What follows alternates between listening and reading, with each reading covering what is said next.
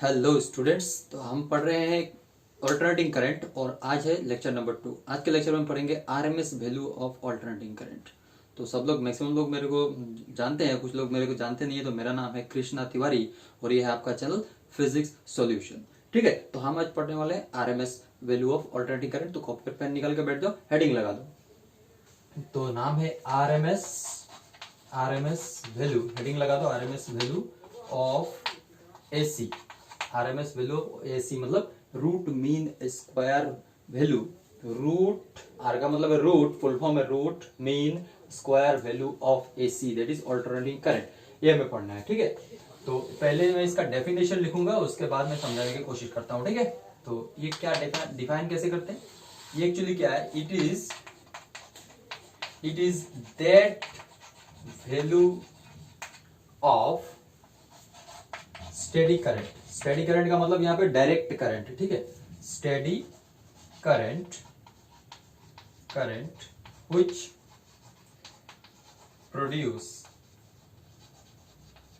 produces the same amount of heat as produced by AC मतलब alternating current during its complete cycle। ध्यान दो, तो क्या है, it is that value of steady current. Steady current मतलब यहाँ पे डायरेक्ट करंट का वो वैल्यू जो उतना अमाउंट ऑफ हीट प्रोड्यूस करेगा जितना अमाउंट ऑफ हीट एसी अपने हाफ साइकिल में प्रोड्यूस करता है। ठीक है, तो उस स्टेडी करंट को क्या कहेंगे, root mean square value of AC. तो कैसे दिखते हैं इसको समझते हैं, डायग्राम समझ लो कि एक रेजिस्टेंस है। ठीक है, और हमने इसको एक एसी सोर्स से लगाया हुआ है। ठीक है, connected to an AC source. इसी रेजिस्टेंस को, same resistance suppose connected to a battery, मतलब डायरेक्ट करंट।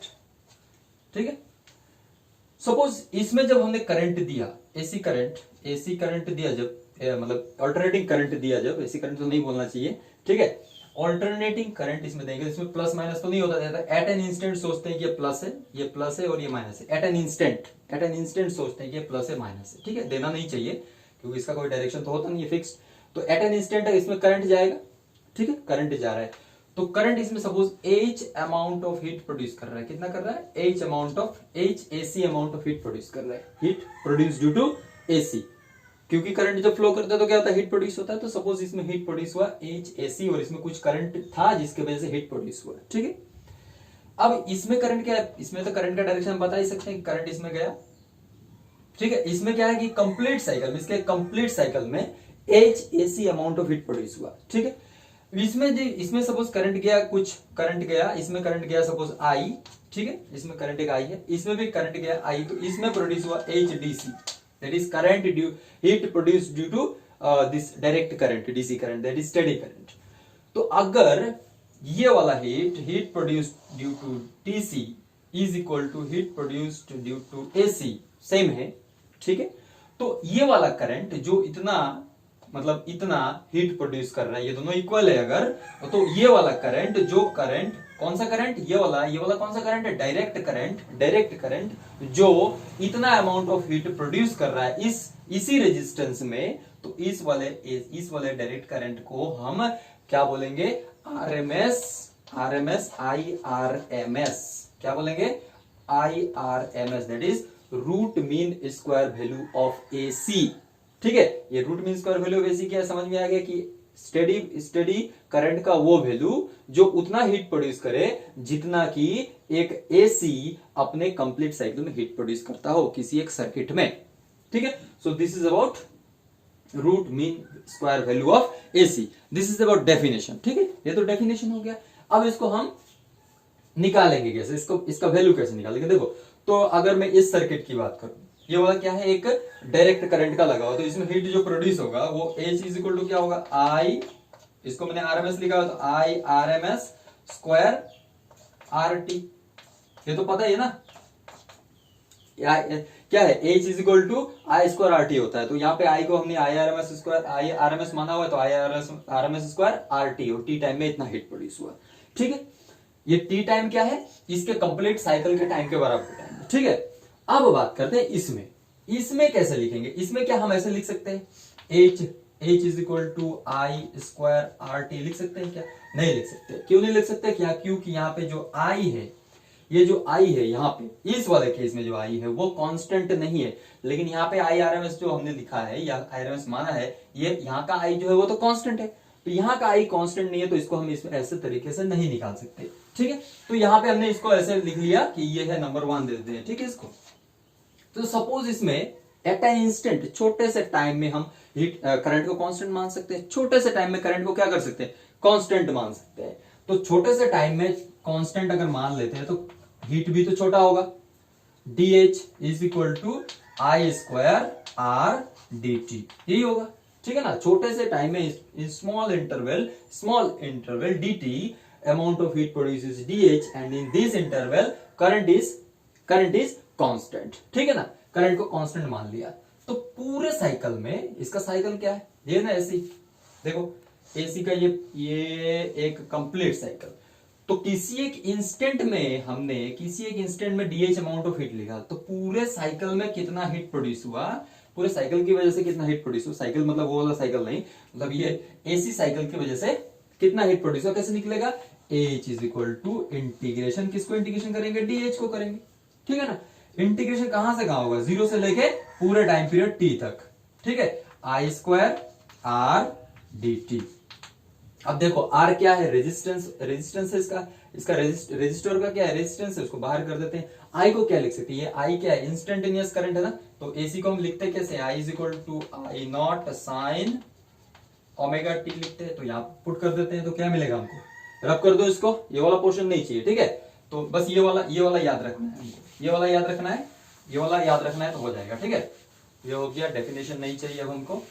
थोड़ा सा बोर्ड मेरा छोटा है बट काम चल जाता है ना, सब रब कर देता हूँ। ये सिर्फ याद रखना है, ये वाला और ये वाला क्या लिखा था उसको लिखना है। तो हमने लिखा है कि H is equal to integration 0 से लेके t तक I square R D T, ये लिखा है हमने। और I का वैल्यू हमने बोला कि आई नॉट साइन ओमेगा टी होता है, ये तुमको पता ही है। ठीक है, तो H इज इक्वल टू क्या लिख सकते हैं हम, इंटीग्रेशन 0 से लेके t तक, इसको लिख सकते हैं I not square sine square omega T हो जाएगा, क्योंकि आई का वैल्यू क्या है, I not sine omega T है। तो स्क्वायर करेंगे तो I not square sine square omega T होगा। आर डी टी ये अलग है। ठीक है, ये आर डी टी अलग है। अब देखो यहाँ पे ये आई नॉट क्या होता है, मैक्सिमम वैल्यू होता है ना, तो ये कांस्टेंट है। आर क्या है, कांस्टेंट है। तो इस दोनों टर्म को क्या कर देंगे, बाहर कर देते हैं। आई नॉट स्क्वायर आर बार हो गया, अंदर क्या रहेगा, 0 से लेके टी तक कौन रहेगा, साइन स्क्वायर ओमेगा टी और डी टी। ठीक है, अब यहाँ पे मैथमेटिक्स का काम आया, मैथमेटिक्स का हेल्प लेना है। ठीक है, बेसिक चीज मैथमेटिक्स, इस ऐसा formula integration sine square omega T या integration sine square theta D theta formula पता नहीं होगा तो इसको बनाना पड़ेगा। क्या पता बनाना पड़ेगा, देखो यहाँ पे आई नॉट स्क्वायर इंटीग्रेशन 0 से लेके टी तक, इसका फॉर्मूला होगा 1 minus cos 2 omega t by 2। ठीक है, डी टी कैसे होगा इसका फॉर्मूला लिख सकते हो कि इंटीग्रेशन नहीं, मतलब ये साइन स्क्वायर को हमने ये चेंज किया, साइन स्क्वायर थीटा को हमने ऐसे चेंज किया। तो ऐसा इसका फॉर्मूला है कि 2 sine square theta is equal to 1 minus cos 2 theta होता है, फॉर्मूला है। ठीक है, ये फॉर्मूला हमने यहाँ पे अप्लाई किया, ये वाला फॉर्मूला यहाँ पे अप्लाई किया। तो साइन स्क्वायर थीटा को क्या लिखेंगे, 1 minus cos 2 theta divided by 2। तो थीटा यहाँ पे क्या है, ओमेगा टी है। इतना समझ में आ गया, बस हो गया, इतना समझ में आ गया तो हो गया। देखो इसको ऐसा लिख सकते हैं ना कि आई नॉट स्क्वायर आर, ठीक है, ब्रैकेट में बड़ा सा ब्रैकेट लगा देते हैं और इंटीग्रेशन क्या करते हैं, हाफ, ये 2 भी तो नीचे बाहर आ जाएगा ना, नीचे 2 है, इसको क्या कर सकते हैं, बाहर कर सकते, कर दिया, ब्रैकेट लगा के इंटीग्रेशन 0 से लेके t, ये 1 dt, मतलब सिर्फ dt होगा। ठीक है, फिर ये माइनस, फिर ये इंटीग्रेशन इसके साथ, ये वाला टर्म को हमने पूरा ब्रैकेट के बाहर कर दिया। ठीक है, इंटीग्रेशन 0 से लेके t तक cos 2 ओमेगा t, ठीक है, dt, cos 2 omega t dt लिख लो, ध्यान से लिख लो। तो लिख लिया सही, ठीक है ना, लिख लिया। इसको ब्रैकेट लगा देते हैं, ब्रैकेट के अंदर इसको ऐसे लिख देते हैं, ठीक है। अब इसको क्या करेंगे, अब इसको इंटीग्रेशन करते हैं, इसको अलग रखते हैं, एक एक को इंटीग्रेशन रब कर दो, नोट कर लो, पोस्ट करके पहले नोट कर लो, ठीक है। पोस्ट करके इसको नोट करो, पोस्ट करके नोट करो, बहुत इंपॉर्टेंट है, ठीक है। पोस्ट करके इसको नोट करो। देखो यहाँ पे, देखो यहाँ पे, ठीक है, यहाँ पे क्या था, टी था, ठीक है। अब इसको क्या करना है, तो एच इज इक्वल टू क्या मिल रहा है, ये आई नॉट स्क्वायर आर बाई 2, ये मिल रहा है यहाँ पे। और यहाँ पे क्या, ब्रैकेट के अंदर क्या है, ब्रैकेट के अंदर क्या है, इंटीग्रेशन dt है। देखो ये लिमिट भूल जाओ, लिमिट को भूल जाओ, तो इंटीग्रेशन dt का क्या होगा, ऑब्वियसली t होगा। इंटीग्रेशन dt करने से क्या होगा, t, और लिमिट क्या है, 0 से लेकर t। इसमें इंटीग्रेशन क्या है, इसको ऐसे कर सकते हैं, थर्ड ब्रैकेट लगा दो यहाँ पे, और इसको हम ऐसे लिख देते हैं, ठीक है, लिख सकते हैं, ठीक है ना, माइनस। अब ये क्या होगा, इंटीग्रेशन कॉस ओमेगा टी क्या होता है, इंटीग्रेशन कॉस ओमेगा टी क्या होता है, साइन ओमेगा टी होता है ना, कॉस, तो यहाँ पे कॉस 2 ओमेगा टी है, तो 2 ओमेगा, तो साइन ओमेगा टी होगा, ठीक है ना। तो इंटीग्रेशन ब्रैकेट के अंदर क्या होगा, sine 2 omega t by 2 omega, यही तो होगा, sine 2 omega t by omega, ये तो फॉर्मूला है, ठीक है ना। इंटीग्रेशन क्या है, 0 से लेके टी तक, और ब्रैकेट हमारा क्लोज हो गया, ठीक है ना। अब यहाँ पे क्या है, I not square R by 2, ठीक है। अब यहाँ पे देखो हम ये वाला ब्रैकेट हटा देते हैं, ऐसा ब्रैकेट लगा के इसको क्या करेंगे, upper limit minus lower limit. Upper limit क्या है, टी, तो टी पुट कर लिया, तो टी माइनस 0 क्या होगा, टी होगा, तो टी लिख देते हैं, टी माइनस 0 टी होगा, ठीक है, माइनस। अब यहाँ पे क्या है, यहाँ पे ऐसे देते हैं, अपर लिमिट पुट करेंगे तो क्या होगा, sine 2 omega capital T divided by 2 omega होगा, माइनस 0 पुट करेंगे तो ये टी के जगह पे 0 पुट करेंगे तो साइन 2 ओमेगा इंटू 0 क्या हो जाएगा, साइन 0 हो जाएगा। साइन 0 बाई 0 मतलब साइन 0 का मतलब वैल्यू क्या होता है, 0 होता है, और 0 बाई 0 इज 0 हो जाएगा, ठीक है ना। तो ये हो गया। अब देखो यहाँ पे आई नॉट स्क्वायर आर टी, बाद में लिखेंगे 2, ठीक है, 2 ब्रैकेट क्लोज, टी माइनस, ध्यान से देखो यहाँ पे, ये टी का ओमेगा का वैल्यू क्या होता है, ओमेगा का वैल्यू क्या होता है, साइन ओमेगा का वैल्यू होता है 2 पाई बाई टी, ये होता है ना 2 पाई बाई टी ओमेगा का वैल्यू। ये 2 है, इसको लिख देता हूं यहाँ पे लिख देता हूं साइन 2 टाइम्स, ये देखो ये 2 लिखा यहाँ पे, ओमेगा का वैल्यू 2 पाई बाई टी लिखा, ठीक है ना, इनटू ये वाला टी लिख दिया। नीचे भी क्या करेंगे, 2 ओमेगा इसको रह दो, नीचे रह दो, देखो खेल देखो यहाँ पे, ये 0 है, 0 लिखते हैं, ब्रैकेट क्लोज, ठीक है। अब देखो नीचे वाला नहीं लिखने से भी होता है, क्या होता है यहाँ पे कि ये देखो ध्यान से, तो ये टी और ये टी कट जाएगा, 2 इंटू 2 क्या होगा, 4 पाई, और साइन 4 पाई कितना होता है पता है, sine 4 pi is equal to 0 होता है। साइन 4 पाई क्या होता है, 0 होता है, मतलब ये पूरा का पूरा वैल्यू 0 हो गया, ये 0 माइनस 0 तो ये पूरा ही 0 हो गया, ये पूरा का पूरा टर्म क्या हो गया, 0 हो गया। तो अल्टीमेटली खोदा पहाड़ निकला चूहिया, इतना बड़ा डेरिवेशन करने के बाद इसको अंडा लाना है ला दिए, ठीक है, 0 हो गया। तो बचा हमारे पास I not square R by 2 into T, ये बचा। और हमने थोड़ा पहले क्या लिखा था, एच इज इक्वल टू, एक इक्वेशन लिखा था ना यहाँ पे साइड में, I R M S square R T लिखा था। तो इन दोनों को कंपेयर करें, तो आर टी को छोड़ दो, तो I R M S square is equal to क्या मिल रहा है, ये मिल रहा है आई नॉट स्क्वायर बाई 2 मिल रहा है कि नहीं। सो रब कर दो, इसको नोट करो, ठीक है, एकदम आसान है, कोई टफ नहीं है, बस एक जगह पे फॉर्मूला लगना है, बाकी तो सिंपल। तो हम कंपेयर करने से क्या मिला हमको, if we compare then what we get I R M S square is equal to I not square by 2, ये हमको मिल रहा है। So I R M S is equal to क्या होगा, I R M S is equal to, अब इसको इधर लेके जाएंगे तो ये हो जाएगा आई नॉट और नीचे हो जाएगा √2। सो this is the value of I not by √2, RMS value of AC। लेकिन ये फॉर्मूला ऐसा नहीं, ये फॉर्मूला जो है एकदम 100% ये हमेशा यही है, नहीं, ये चेंज होता रहता है। ये इस सिलेबस में हमारा ये फॉर्मूला है, ध्यान से सुनना, ये बात जरूरी सुनना है, क्योंकि ये जो फॉर्मूला हमने ड्राइव किया है सिलेबस के अकॉर्डिंग ड्राइव किया है। लेकिन एक्चुअली में AC जरूरी थोड़ा है कि साइनसोइडल योग, बहुत तरह तरह का AC होता है ना, तो ये इक्वेशन भी बदलता रहता है, ये जो फॉर्मूला ये भी बदलता रहेगा। तो ये जरूरी नहीं कि ये फॉर्मूला एकदम 100% मतलब हर जगह एप्लीकेबल है, नहीं, ठीक है, ये एप्लीकेबल है अकॉर्डिंग टू सिलेबस, तो ये हमको चाहिए, इसलिए हमने इसको डिराइव किया। तो I R M S is equal to क्या मिला, I not by two. I not क्या होता है, पिक वैल्यू या मैक्सिमम वैल्यू ऑफ एसी, ठीक है। और इसी तरह से अगर आरएमएस वोल्टेज निकालना हो तो V R M S is equal to क्या आएगा, मैक्सिमम वोल्टेज बाई √2, ठीक है। तो ये दो फॉर्मूला तुमको ये हम सबको याद रखना है, √2 है, ठीक है। तो क्या मिला हमको, I R M S is equal to I not by √2, V R M S is equal to V naught by √2, याद रहेगा।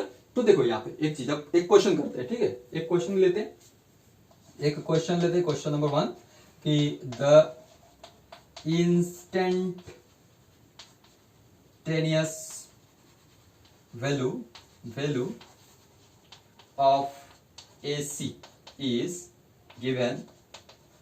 given by, सपोज एक AC दिया हुआ है, I is equal to suppose मान लो √2 sin 100 पाई टी दिया हुआ है, लिख दिया हमने, ठीक है, 100 पाई टी दिया हुआ है, मान लिया हमने कि ये दिया हुआ है। तो बोला है कि क्वेश्चन फाइंड, ऐसे क्वेश्चन ही आते हैं एग्जाम में, फाइंड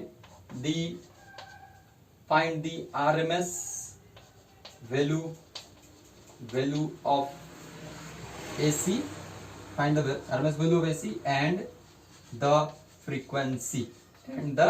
फ्रीक्वेंसी, इसका फ्रीक्वेंसी निकालना है, ठीक है। तो क्या क्या करना है, ये हमको दे दिया इंस्टेंटेनियस वैल्यू है, किसी एसी का इंस्टेंटेनियस वैल्यू दे दिया, बोला कि आरएमएस वैल्यू निकाल के दिखाओ, और क्या निकाल के दिखाओ, फ्रीक्वेंसी निकाल के दिखाओ, ठीक है। नोट कर लो इसको, दिख रहा है, कोई दिक्कत नहीं है ना, ठीक है। इसको सॉल्व करते हैं, देखो सॉल्व कैसे करेंगे इसको, ध्यान से, एकदम आसान है। अब आरएमएस का वैल्यू क्या है, find the RMS value of AC बोला है, ठीक है ना। ऑल्टरनेटिंग करंट निकालना है, तो आई आरएमएस कितना है, आई नॉट बाई 2। तो आई नॉट क्या होता है इसमें, ये वाला पोर्शन तो आई नॉट होता है ना, यहाँ पे सॉल्यूशन में क्या करेंगे, आई नॉट, तो I RMS is equal to क्या होगा, I RMS is equal to I not by √2।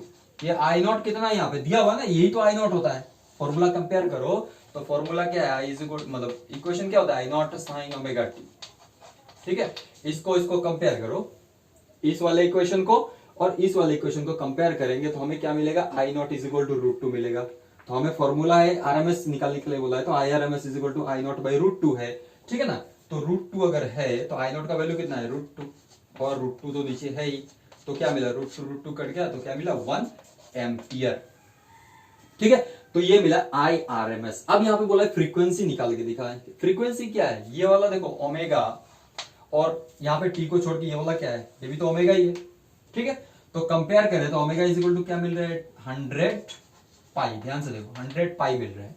Frequency बोला है तो ओमेगा क्या, ओमेगा को क्या लिख सकते हैं, 2 पाई एफ या न्यू, फ्रीक्वेंसी को ऐसे लिखते हैं ना, omega is equal to 2 pi nu या एफ लिखते, तो एफ इज 100 पाई हो गया। तो यहां से हमें क्या करना है, हमें करना है एफ निकालना है, फ्रीक्वेंसी एफ क्या है, फ्रीक्वेंसी है, इसको डिवाइड कर दें, 100 पाई को 2 पाई से डिवाइड कर दें तो पाई पाई कट गया, 2 से ये 50 टाइम्स, तो कितना मिला, 50 हर्ट्ज, क्या मिला, 50 हर्ट्ज। सो एकदम आसान, इस तरह के क्वेश्चंस आते हैं, ये बस फॉर्मूला याद रहना चाहिए। ये डेरिवेशन तो इंपॉर्टेंट है ऑब्वियसली, बट इस डेरिवेशन से न्यूमेरिकल जो होते हैं वो एकदम आसान होते हैं, ठीक है ना।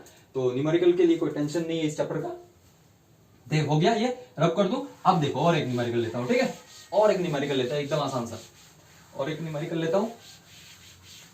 तो देखो एक चीज यहां पे ध्यान देना है, ये हम कि जो घर पे करंट आता है ना, जो घर पे करंट आता है नॉर्मली, जो घर पे करंट आता है जो हम यूज करते हैं वो कितने का होता है, क्वेश्चन नंबर 2 आंसर से, जो घर पे आता है वो कितना है, 220 वोल्ट और 50 हर्ट्ज होता है ना। उसका जो घर पे करंट आता है उसका वोल्ट होता है, पोटेंशियल डिफरेंस होता है 220 वोल्ट। हम ऐसे बोलते हैं कि सर ये 220 वोल्ट करंट हमारे घर पे आता है, और फ्रीक्वेंसी इंडियन फ्रीक्वेंसी कितना है, 50 हर्ट्ज। इंडिया में जो भी करंट यूज होता है वो कितना होता है, मतलब हाउस होल्ड जो यूज होता है, जो जनरली यूज होता है वो कितना है, 50 हर्ट्ज का। अलग कंट्रीज में अलग होता है, 60 हर्ट्ज, अमेरिका में जैसे 60 हर्ट्ज का यूज करते हैं, ठीक है, वो अलग बात है।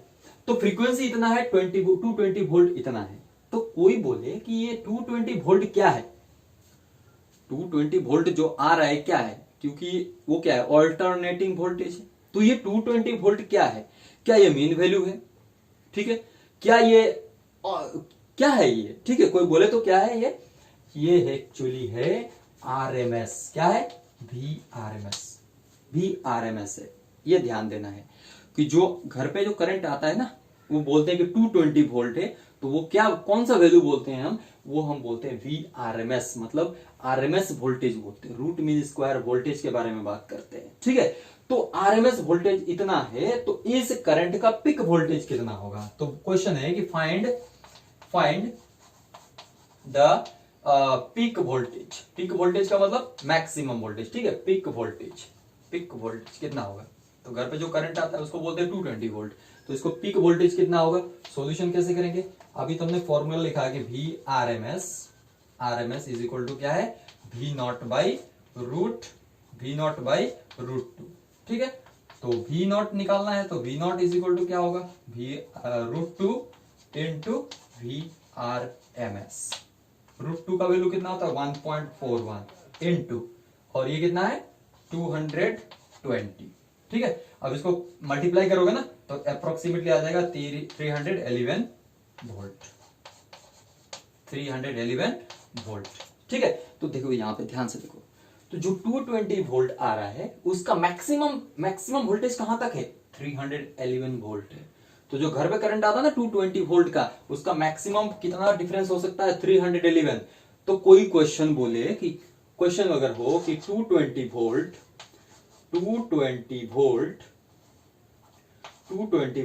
AC और 220 वोल्ट DC में कौन डेंजर है, कौन खतरनाक कौन है। कोई बोले कि इसमें बताओ कि 220 वोल्ट AC और 220 वोल्ट DC में खतरनाक कौन है। तो आदमी क्या बोलेगा, सर 220 वोल्ट दोनों तो सेम ही है, दोनों तो सेम है, तो क्या है। तो एक्चुअली में क्या है कि 220 वोल्ट AC बोलने का मतलब है कि हम RMS वैल्यू की बात कर रहे हैं, और 220 वोल्ट DC का जो बात कर रहे हैं, मतलब तो उसका DC है तो फिक्स्ड वैल्यू है ना, कि 220 वोल्ट है तो वो 220 वोल्ट ही है। लेकिन 220 वोल्ट AC का जब बात करेंगे तो उसका मैक्सिमम कितना वैल्यू हो सकता है, 311 वोल्ट हो सकता है, ठीक है ना। 311 वोल्ट हो सकता है, तो मतलब ये अप्रोक्सीमेट वैल्यू मैंने लिखा है। तो देखो ये इतना वैल्यू चेंज हो रहा है, लेकिन इसका वैल्यू क्या है, फिक्स्ड है। तो कौन खतरनाक हुआ, ये खतरनाक हुआ क्योंकि इसका मैक्सिमम कितना हो सकता है, इतना हो सकता है, लेकिन ये तो 220 का 220 ही रहेगा, ठीक है। तो ये क्वेश्चन भी एग्जाम में आता है। सो इस तरह से क्वेश्चन, अगर मतलब यहाँ पे और एक चीज सीखने को मिला कि अगर कोई कुछ दिया है न्यूमेरिकल्स में दिया है कि एक वोल्टेज है, इतना वोल्ट दिया हुआ है, ठीक है, और उसके बारे में कुछ नहीं बोला है कि वो मीन वैल्यू है, RMS वैल्यू है, या क्या है, कुछ भी नहीं बोला है, तो सीधा क्या पकड़ना है कि वो RMS वैल्यू है। अगर वोल्टेज देकर कुछ भी नहीं बोला है, ठीक है, कुछ बोल देगा तो अच्छी बात है कि मीन वैल्यू है कि RMS वैल्यू है, और ना मीन वैल्यू बता रहा है ना RMS वैल्यू बता रहा है, तो क्या लेना है हमको, RMS वैल्यू ही लेना है, ठीक है। तो ये हो गया हमारा RMS वैल्यू ऑफ AC के बारे में, न्यूमेरिकल्स भी कर लिया हमने, ठीक है। अब बात करेंगे यूज करेंगे नेक्स्ट लेक्चर में बहुत बड़ा चीज पढ़ने वाले, इंपॉर्टेंट चीज पढ़ने वाले हैं, उसमें हम यूज करेंगे फेजर डायग्राम। क्या यूज करेंगे, फेजर डायग्राम क्या होता है। अब ये फेजर डायग्राम क्या होता है, it is a rotating vector. क्या है ये, it is a rotating vector, ठीक है। It is a rotating vector तो समझ। फेजर डायग्राम जो है ना, ये फेजर डायग्राम जो है ये क्या है, it is a rotating vector. ध्यान से देखो, it is a rotating vector that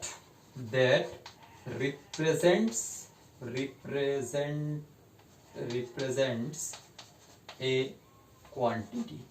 एक क्वांटिटी को वेक्टर से हम रिप्रेजेंट करते हैं, ठीक है। कैसा वेक्टर होता है, रोटेटिंग वेक्टर होता है। और कैसे लेते हैं पता है इसको, कि ये रहा सपोज वाई एक्सिस, ये एक्स एक्सिस है, ये वाई एक्सिस है, ठीक है।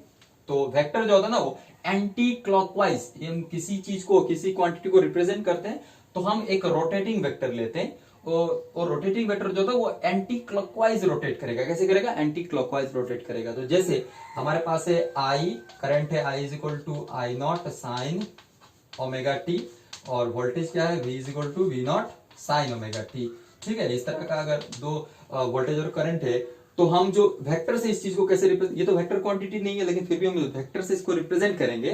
तो कैसे रिप्रेजेंट करेंगे कि जो V नॉट है, V नॉट को ऐसे रिप्रेजेंट कर देंगे, एक लाइन, एक स्ट्रेट लाइन खींचेंगे, उसको एरो दे देंगे, इसको हम बोलते हैं फेजर। क्या बोलते हैं? फेजर। और ये इसका फेज कितना है? ये ओमेगा टी तो फेज है, तो इसको हम, ये वाला एंगल जो है ये ओमेगा टी है, ठीक है, ये ओमेगा टी, ये वाला एंगल कितना है? ओमेगा टी है। और हमने किधर लिया है? एंटी क्लॉकवाइज लिया, इधर से एक्स, ये ओमेगा टी है ना, ये मतलब ये टाइम है और ये अपना जो वेरिएबल है, ठीक है, ये क्वांटिटी है। तो हमने ऐसे हमें लेना है, ठीक है। तो यहाँ पे ओमेगा टी एंगल बना हुआ है, इसलिए मैंने यहाँ पे लिया। अगर ये जीरो होता तो हम कहाँ पे लेते? यहाँ पे लेते, ठीक है। इतना समझ में आ गया? हमने ये जो रिप्रेजेंट किया, किसको रिप्रेजेंट किया? ये V नॉट को रिप्रेजेंट करेगा। किसको रिप्रेजेंट करेगा? V नॉट को रिप्रेजेंट करेगा, ठीक है। और I नॉट को कौन रिप्रेजेंट करेगा? देखो दोनों में फेज क्या है? सेम है, दोनों का ओमेगा टी, इसका भी ओमेगा टी, तो I नॉट भी यहीं पे होगा, I नॉट भी यहीं पे होगा, I नॉट, और थोड़ा छोटा होगा, V नॉट से छोटा I नॉट रहेगा। क्यों छोटा रहेगा? क्योंकि हमको पता ना V is equal to I R है, so I is equal to क्या होता है? V by R. तो V का जो भी वैल्यू हो उससे वैल्यू I का हमेशा कम ही रहेगा। तो I को हम थोड़ा छोटा एरो से और V नॉट को हमने बड़ा एरो से रिप्रेजेंट कर दिया, ठीक है। अब जो ये साइन वेव है ना, साइन, ये साइन है, तो इसका प्रोजेक्शन देखो, यस, इसका प्रोजेक्शन ये, इसको ऐसे ड्रॉ करेंगे, तो इसका प्रोजेक्शन यहाँ पे ये वाला जो पोर्शन होगा वाई एक्सिस में, इस वाले V नॉट का जो प्रोजेक्शन यहाँ पे होगा वाई एक्सिस में, वो रिप्रेजेंट करेगा हमारे V को। किसको रिप्रेजेंट करेगा? V को रिप्रेजेंट करेगा, ठीक है। और I नॉट का जो प्रोजेक्शन किस पे होगा? वाई एक्सिस पे, इस वाले एक्सिस पे होगा। इसको हम कौन रिप्रेजेंट करेगा? किसको रिप्रेजेंट करेगा? ये I को रिप्रेजेंट करेगा, ठीक है। ये कब होगा? जब ये साइन फंक्शन हो तब। अगर ये कॉस फंक्शन है तो कॉस फंक्शन, तो इसका प्रोजेक्शन इस एक्सिस पे, तो ये वाला इसके इंस्टेंटेनियस वैल्यू को रिप्रेजेंट करेगा, ठीक है। और इसका प्रोजेक्शन इस पे ये वाला वैल्यू, अगर ये कॉस है तो साइन में हम ऐसे लेते हैं, कॉस में हम ऐसे लेते हैं, ठीक है ना। तो इतना बेसिक चीज याद रखने से बस फेजर डायग्राम समझ में आ गया कि फेजर डायग्राम क्या है और इसका यूज कैसे लेते हैं, ठीक है। तो हम नेक्स्ट वीडियो में बात करेंगे current through, AC through pure resistive circuit, pure capacitive circuit और प्योर इंडक्टिव सर्किट, ठीक है। उसमें हम इसका यूज करने वाले हैं, इसलिए मैंने यहाँ पे इसका हिंट दे दिया। So thank you, next video के लिए वेट करो।